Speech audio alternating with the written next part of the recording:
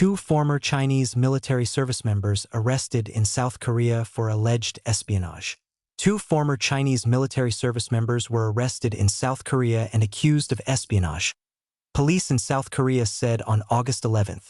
The suspects were accused of acts such as intercepting communications between fighter jets and ground control and collecting information on developments of U.S. weapons, according to police. One of the suspects was a Chinese national in his 60s. He allegedly installed a communications interception system at a hotel near an airbase in southern South Korea that is jointly used by South Korean and U.S. forces. The setup included a radio receiver, an antenna, and a laptop, according to police. The man intercepted communications several times between South Korean and U.S. pilots flying fighter jets and air traffic controllers at the base since 2024, police said. Police declined to provide any details beyond saying that the suspect had previously served in the Chinese military. The police said he was arrested for violating laws on helping the enemy and safeguarding communication secrets. Police conducted a forensic examination of his laptop to see whether he had sent any intercepted communications to Chinese authorities.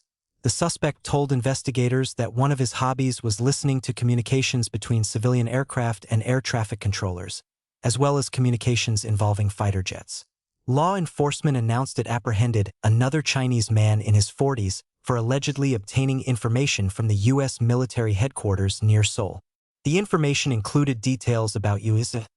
South Korean military exercises, photos documenting the movement of weapons at the headquarters, and personnel changes involving senior U.S. military officials, according to police.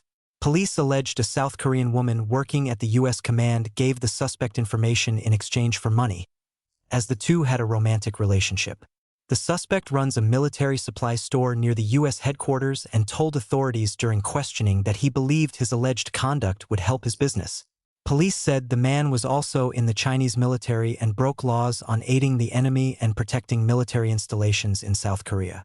The police announcement occurred a day after South Korea and the United States announced they would begin large-scale annual exercises next week. There are 28,500 U.S. troops in South Korea amid the threat from North Korea.